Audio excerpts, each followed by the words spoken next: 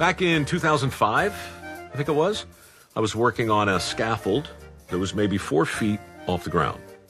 Because I was on camera, the safety compliance manager on site told me to put on my harness. When I pointed out that the safety line attached to the harness was longer than the distance between the ground and me, he said, "Don't argue, safety first." Later that same week, another compliance officer, this one with the Department of Natural Resources, interrupted our shoot to insist that I put on a life jacket while installing a culvert in a runoff pond. Now, the water in the pond was less than a foot deep. When I asked him to explain the need for a grown man to wear a life jacket in 10 inches of water, the compliance professional said the same thing. Safety first. From 2004 till 2008, the Dirty Jobs crew visited more hazardous work sites than any other crew in the history of television. From crab boats to coal mines to factory floors to construction sites to the very tops of the tallest bridges to crocodile-infested swamps. And during that time, we sat through dozens of mandatory safety briefings.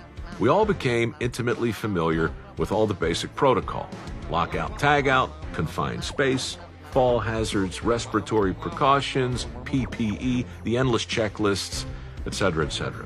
Through it all, trained professionals were always on hand to remind us that our safety was their priority. For a while, the whole safety first mantra worked pretty well. We managed to deliver 3 seasons of Dirty Jobs with no accidents. Then, in season 4, things started to unravel. Stitches, broken bones, sprains, contusions, falls, a damaged eardrum, second and third degree burns, and many more near misses. It was weird and scary. The job sites were no more dangerous than they'd always been, but the mishaps among my crew were skyrocketing. One day, I came across this study that concluded the most dangerous traffic intersections were those with signs that told pedestrians when to walk and when to wait. Intersections with no such signs were statistically safer because people were more likely to look both ways before crossing the street if there was no blinking sign to tell them when it was safe to do so.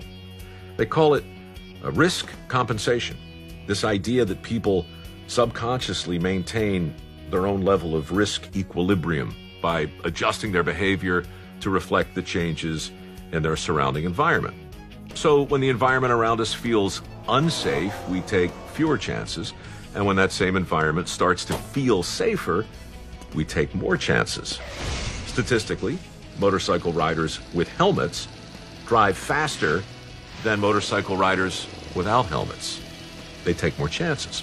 Anyway, that got me wondering, when these compliance professionals tell us over and over and over that our safety is their priority, wouldn't that tend to make us feel safer?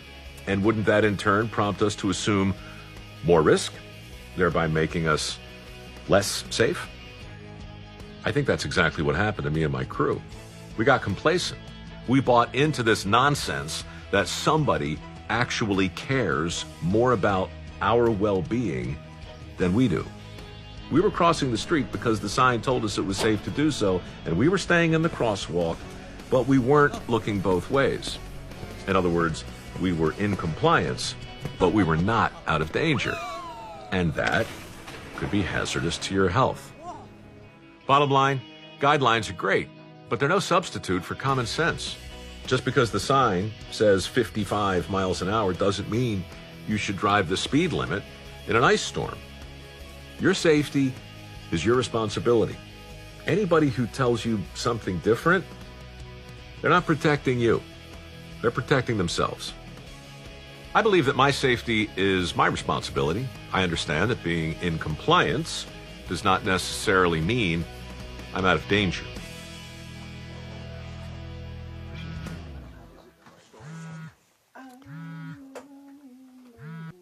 Yes, yes, hello? No. Buy.